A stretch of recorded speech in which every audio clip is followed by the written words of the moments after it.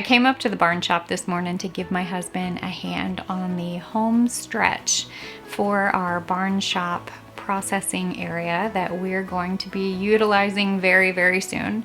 And I knew when we first shared about this build that it was going to take as long as it needed. We didn't necessarily want to rush the entire process, so we knew it was going to take a little while. And the way my husband and I like to work, we chip away at the tasks that we need to do a little at a time. So basically every free waking moment that we have, we've been up here slowly working on this space. Now in my last video, my mom and I shared about our excitement on what we plan on doing with this area and how we plan on using it not only for our upcoming honey harvest that we're going to be taking you guys along with us, but we're also going to be using it for processing a lot of the produce, some that we grow in the garden and some that we may actually go purchase in bulk at the Amish auctions, which that is something that we've had on our to-do list for many years now.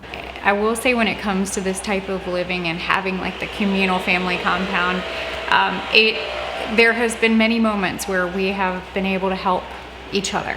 Like right now, for instance, I had to call my dad. We are down one piece of foam board for the ceiling to be able to finish. And I called him and I was like, hey, by chance, if you happen to run to the store while you're out, could you pick up one so we don't have to load up and go out and grab it? And he was, sure, I'll go ahead and grab it. But then a couple of minutes later, he called me back and he was like, hey, go down to my house in his sea container barn setup, which I'm excited. We'll maybe talk about that. I'll kind of share that process, but he's basically building a shop out of sea containers structures, which is something that he's been pumped to do. But he actually had a few extra foam boards that we were able to go and snag and bring back, and we can now finish the last little bit of the ceiling. We are planning on still doing like the metal ceiling of this barn shop, but I told my husband, I was like, as long as it's sealed for us to be able to do the honey harvest, the foam board would probably work fine. But then after that's up, we can kind of come in here. I can do a good disinfectant clean, wash all of the walls, because these walls are actually a PVC wall that is restaurant quality.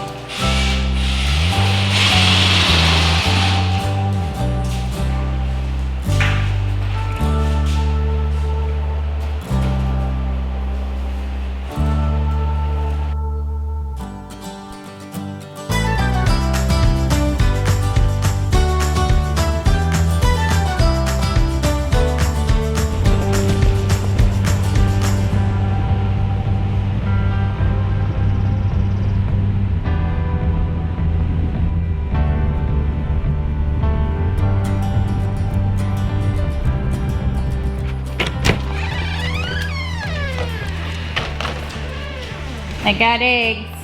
Oh, good. I needed eggs. Good. Hi. So good. You brought the kitchen cleaners. Yes, Moose, clean up. He said, okay, I will. All right, these are washed and ready to go in the fridge. Awesome. Thank you. Welcome. All right, look at this one. Somebody was an overachiever. Oh my. That's a chicken. It might be. Are you sure that wasn't a duck? No, that's a chicken. No, it's a chicken. Oh my Look goodness. at the So difference. this has got to be a double yolker. Yeah. So this, good. one breakfast. One breakfast. One only. One of those. Little overachiever. Yeah. That's funny. Oh my goodness. I've never seen one. It barely this big. fits. It barely fits. Yeah. So, You're going to get comments on this. what? Cleaning jalapenos without a glove. Mom, you're hardcore. Yeah. Such a hardcore woman. You bad apple. Bad apple. Bad apple. No, I'm gonna regret this probably later. No, just wash your hands. Oh my gosh, you should tell the story about Dad with the. Hold on. Hold on. Okay. Are you good? It's a jalapeno. So tonight, the dinner is going to be a Mangalista smoked shoulder that my husband has been smoking since first thing this morning. And then we had a special request to do some coleslaw. Yeah, homemade coleslaw. Homemade coleslaw and homemade mac and cheese. And then Mom was like, hey. I wanted jalapeno poppers. Yeah, so she's making some jalapeno poppers. They actually smell really good. They do. Well, that first got me. Yeah, but every time you do anything with the peppers, it makes me laugh. You need a towel. Yeah. Because there's a story that, what was it? It was, you have to tell it because I'm going to mess it up. Oh my gosh, I'm a mess. So one day I came home, or I was running late. I had to work. I was working in another location, and my husband, Dale, decided that he was going to be a sweetheart. And how old were you? You guys were? Oh, it was a long time ago. Maybe about 20 years, so not that long. Anyway, he wanted to be a sweetheart, and it was a beautiful day. We were having a gorgeous weekend up on the mountain, just a phenomenal environment that you grew up in. Yeah. Because we were going to the lake. This had to be more than 20 years ago, though, because I've been married for 20 years. You weren't at home, so I'm about right. Okay. I'm about right. Okay. Anyway, long story short, he decides he wanted to have shish kebab because we had been talking about grilling out. So I said, well, that's fine, but that's not what I had planned. So he went to the store and he bought peppers and onions and mushrooms and I think chicken breast and shrimp, whatever. Anyway, long story short, this is before the farm. Okay, so I got home and he had everything just meticulously washed, cut, and laid out. And the last thing he was doing were the peppers. And I come in the door and instantly I had been hit by the capsation. Yes. And I'm like, oh no. What are you doing? And he goes, look at all these pretty peppers. And they're orange and red and yellow. And he's like, they're baby bell peppers. Aren't they pretty? And I went, oh my goodness, no, honey, those are Scotch bonnets. Yeah. Meanwhile, he goes, but I can't figure out why my hands are on fire. Yeah. Those were the hottest shish kebab because he already had them all skewered. Yeah. They were hot. Now, thank goodness, we can handle heat. We can handle heat. Yeah. Thanks to our Thai influence in our family, Thai we grandma. can handle. But Scotch bonnet. Those are hot. So I don't know. I think we did manage to grill and eat, but I think your dad has been permanently. I think he's got PTSD from Scotch bonnets. Oh my God. We used to go to a pier down on the coast and it was called Scotch bonnet and I think he twitched a little. Yeah. Poor Dad. Poor Dad. But these are jalapenos. These are baby peppers. My Thai grandmother, she has this, and I know I've shared this in the past, but it's still like the funniest story. So she's what, 4 foot, like she's like this tall. Yeah, she's not 5 feet. No, she's petite. She might be 90 pounds. Yeah, maybe 100. I don't know. Oh gosh, I just got up. Did you get hit? But she. Oh, don't move. He's like, I was doing my job. Okay, so my Thai grandmother is maybe like 90 pounds, and she's like this tall, little thing. But my grandpa's like 6'3". No, he's about 6 foot. Maybe 6, I don't know. Well, he's tall. Yeah, he's tall. He's a tall man. Yeah, it's that much difference between them. Right. Military, you know, Marine, like the hoorah, you know, like that mindset. Oh, yeah. But like adores his wife. He dotes. It's so sweet. But she goes out there and she'll pick a fight, okay, with him. Like she will purposely like go out there and like just let's get him all riled up. What is it? The Thai word for kind of clumsy. Sum sam. Yeah, well, I hope that translates right. It could be bad. It could be bad. Hopefully not. We've learned Thai from but sum sam. So she'll go and she'll pick a fight with him. And call him sum sum. And call him sum sum. And then she'll go and either she'll tend to the peppers or he'll tend to the peppers. But no matter what, the hotter your peppers are a result to the meaner you are when you work on your peppers. So the feistier you are, the feistier you are, the hotter your peppers are gonna be. So it's hilarious when she goes in and she's like, you know, Pokes. yes.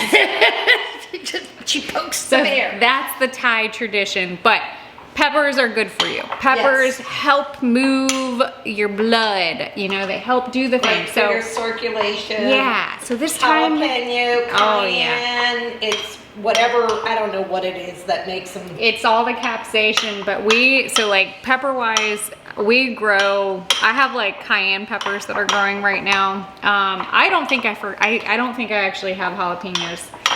I might have forgotten those, but I know I have bell peppers. I think I might have gotten a cayenne start. I know I have cayenne, like I said, but I don't know if I have. Or maybe you have the cayenne start. That's what I was thinking. No, it's there. We've got them in the ground. We'll find out. We will find out. It's inspect that one. Again, sometimes we just put stuff in the ground and we're like, what did we?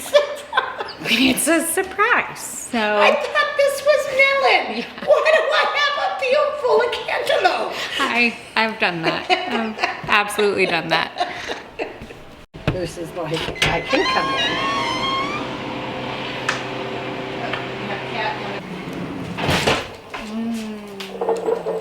You can smell. Can you smell it? You can. All right. So I'm gonna let you do the gloves, okay. and then I'll be the hands. How's that? And I'll do the labels. You think it's only gonna need 4 jars? Yeah, I think so. Okay. Because it's gonna crumble. So, oh, look how pretty. Oh, it even retained its color. Yeah, it really did. Oh my gosh, smell that. Yeah, okay. So this is the purple basil that we harvested the other day, and instead of just drying it, which, you know, it's fine, like if you don't have a freezer, totally fine, you can dry it, but I really wanted to go ahead and freeze dry everything, mainly because we have noticed when we freeze dry these herbs, they really do retain so much of their flavor. Well, everything. It's like it's intensified. So good. I kind of like when they're on the stem. I think it's a little easier to transport. And then look, all I do is just kind of knock it. I remember the one time we did the first time that we freeze dried. Oh gosh. We just did the leaves. And we didn't have it on the stem. And when we came back, you know, I mean, what was on the trays freeze-dried, but the mess in the freeze-dryer. We kind of learned. Yeah, so when the freeze-dryer's growing, or on, Yeah. air is blowing inside the freeze-dryer. So all the little leaf matters, I think it was chamomile that we did it to. I don't remember what it was. But anyway, we had so much in the freeze-dryer, not on the trays, and it was like, oh. Ooh, Lesson learned. if you freeze dry it on the stem, it keeps. It does. And see how easy it was for me to get it off of the stem? Now, like, we can actually take this and crunch it up into smaller pieces, which, you know, really, like, we'll probably do when we go to cook. But, Oh, yeah. but that, it's not complicated. And these are going to last us, they're going to last us a while. I mean, we cook with a lot of herbs, but we mainly cook with fresh herbs. Right. This is more for during the winter months. You know, Yeah. this is more like we're intentionally preparing For the herbs winter. for the moments that we're not going to have the fresh. So that's kind of why we're doing some, and we'll probably do this a couple of times over. Now, Well, what's going to be nice too is like when you want to do the ramen, we make freeze-dried soup in mason containers. So now I'm still traumatized by those noodles. Oh. Yeah. I'll put that video. We're gonna have to. You're gonna have to come with us, and when we go to the international market, Yeah. and we're gonna show you which noodles. Don't cut. We'll show you.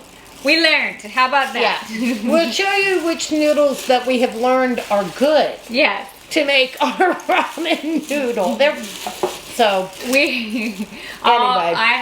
There was a whole video that we captured where we're making the soup cups ready to go. You know, like I've got teenagers, and Yes. I'm sorry, like ramen cups, cup noodles, like they're kind of gross. So I was like, I can do this better. Let me make something that's Better. fresh, you know? So I was trying to be like super mom there for a minute, and the noodles attacked me.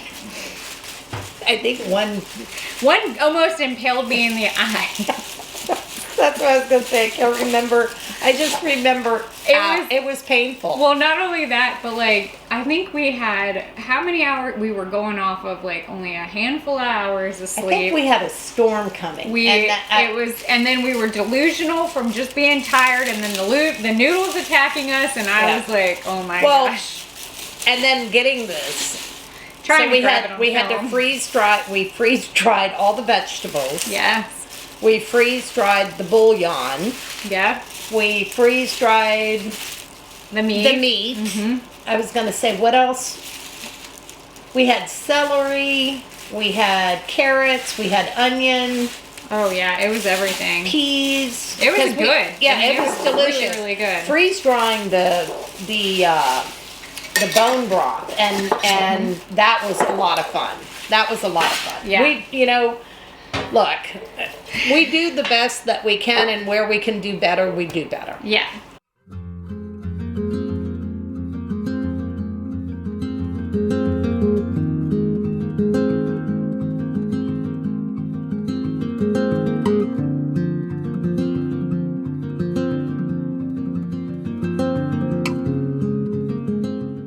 All right, gloves, plantain, and olive oil. That's an old one. It's still good. Look at the color. That's what we gotta make. Yep, that's what we gotta make. Okay.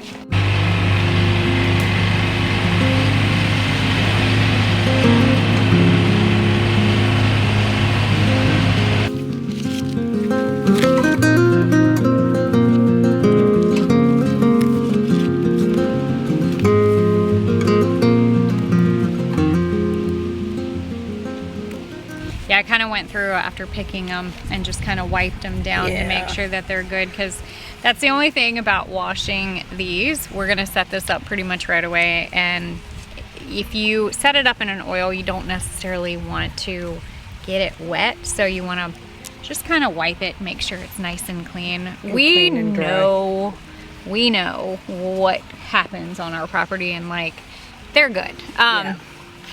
This little plant though, I cannot tell you how many times it has saved me. Oh my goodness. Oh my. Bee stings, mosquito stings. All of the things, but in short, this plant right here is called Plantain, Plantago major. There's also narrow leaf plantain, which I've definitely shared about. narrow leaf. If I can find one, I will. I thought that was it, but that's not. We'll find one. We'll find one. But plantain, This is probably the first plant anybody should learn about as far as foraging. For first aid. Yes. Well, not only for that, but also too, it's a food source if you really needed to. I mean, you could eat these leaves. Now this plant, the main action that we love about it is a vulnerary, which means it's going to help mend the tissues both internally and externally. So that's why you can Drink it as a tea. You could. It's very green. It's kind of, you know, you could eat it. You can tincture this, but the one thing that we really love to do is infuse it in oil so that we can turn it into a salve. But I will say, if you're in a pinch and you get stung, or if you get bit and you don't have a salve ready for you, go find this plant, take it, crush it up, turn it into a poultice, throw it on the area. Like, I've literally gotten stung in my face. It's called put it in your mouth, chew it up, and slap it on. Yep, spit, slap. It's called a spit poultice. It is not classy, but I have absolutely done it. I'll tell you what, go ahead and get stung. Next time you're around, or if you've been stung, look around for when you were a kid, you probably would take the center of them. Here's one right there with the center. See it sticking up right there? Oh, yeah. Yeah. You would probably pull these things off. If you're constipated, you can take the seeds, and that will help move things if you're not.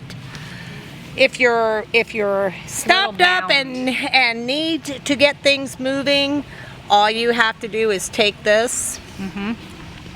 Just take your fingers and slide it down. I don't know if you're going to be able to see it, but what you'll end up with is you'll end up with a handful of the little seeds. Yeah. And what we like to do is toss them. Yeah.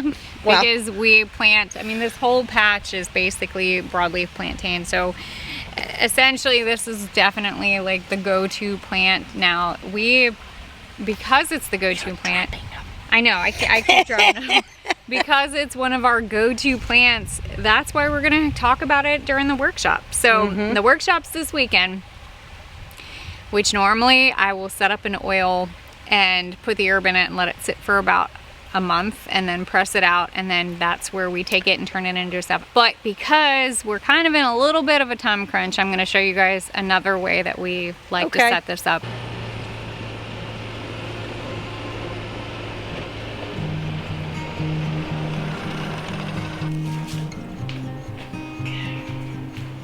So all we're gonna do is just break up the plant matter. Now you can do it a couple of different ways.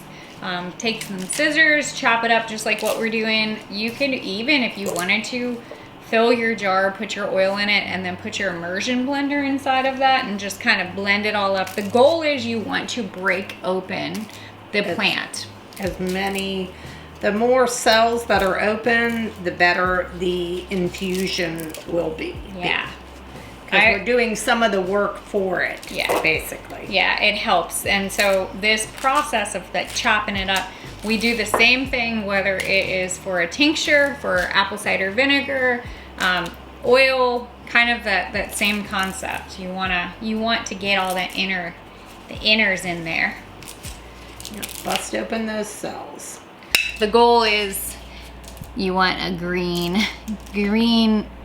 there you go. You want it to look really green. It doesn't really stain your clothes though. I know, like I've had a few people ask about that, but green. I think the only thing I've had ever to stain my clothes was a little cayenne. Oh yeah, the black drawing salve too with the activated charcoal. That will stain. That 100% will stain.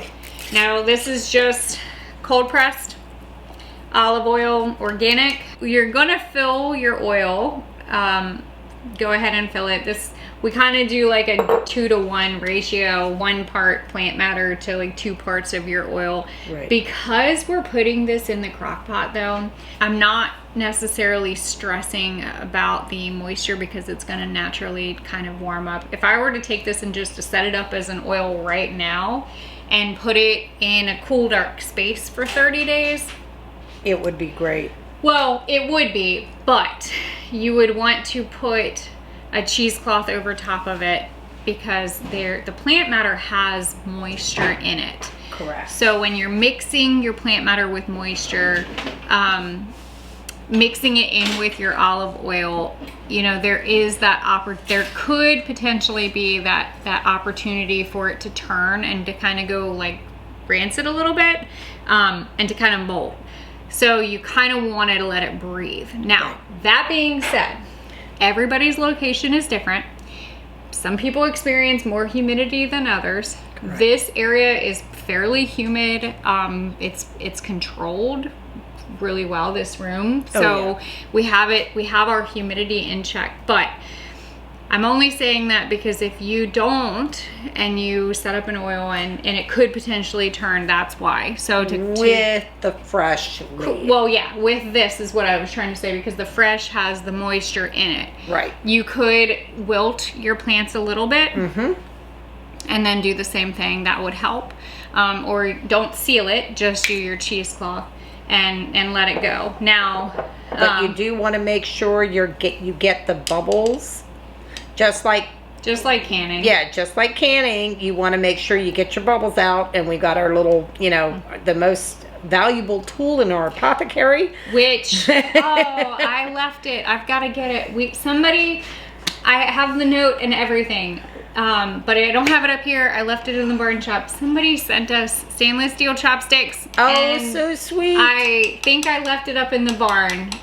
I gotta go get that and say thank you for that. But if you're watching, thank you. The note is there. I haven't told Mom about it, so yeah. But I think that is sweet. Yeah, this is going to be really rich and really, really green. This will be very green. Oh yeah. So we're gonna go cheesecloth or lid.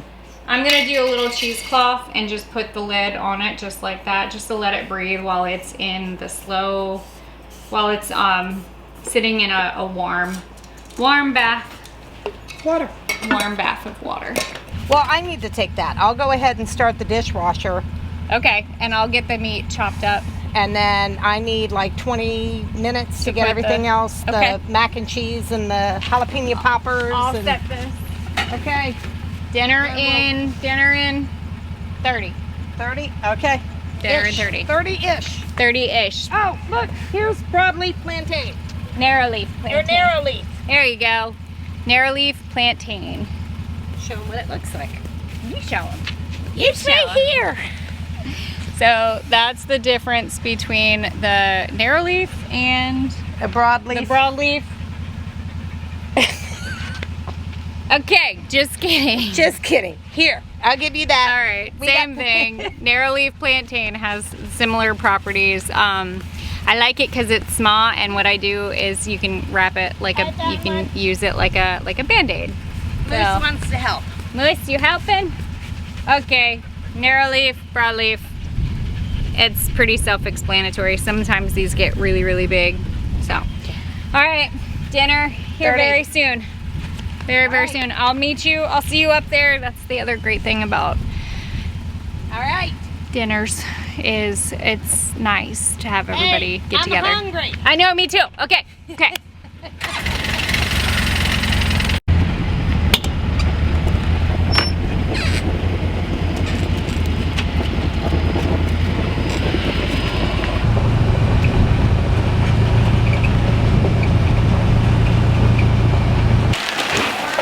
The bones are falling out of it. So.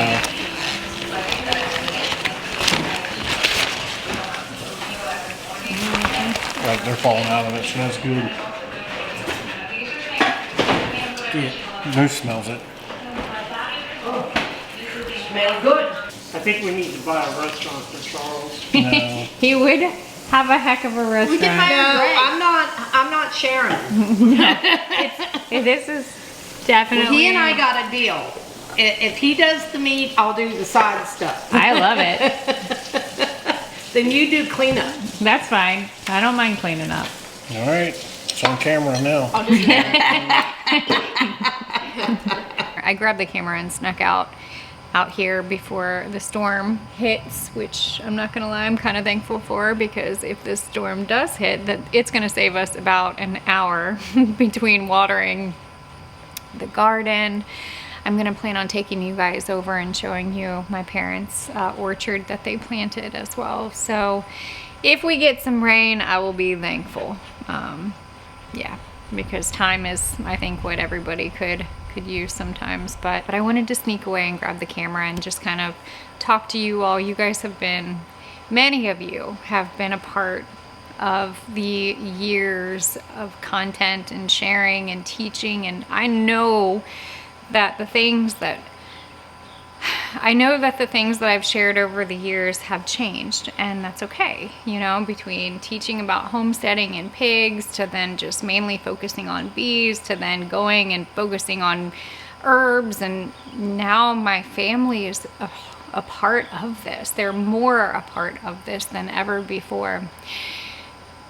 And I'm so thankful that I can take you guys along with us as we're doing this. I mean, it's definitely something that I was not 100% sure how I was gonna do this. But knowing and hearing that my family is all excited to hear the story and to capture these moments and, you know, share, especially when my grandma gets involved and she's part of it. You know, today we took the video that we put out last week, and I just shared it with her, and she was watching herself like she was on a movie, and I mean, she just loved it. I came inside after she was done, and she was like, thank you, you know, thank you for letting me be involved. And I don't know, there's something about that. So now that the style of how we teach is going to change, full transparency, I still believe that not everything is content, and I am 100% for putting the camera down and just focusing on my family when I need to. But right now we have an opportunity, and our schedules are lightening up, and I'm just trying to capture what I can while I have it. So I hope that you guys continue to be a part of this, because it's really been a blessing. It's been a blessing, and I'm just so thankful. But there's so much more to come, and I can't wait to take you guys and have you be a part of it. But as always, don't be afraid to get your hands dirty and learn something old. Bye, guys.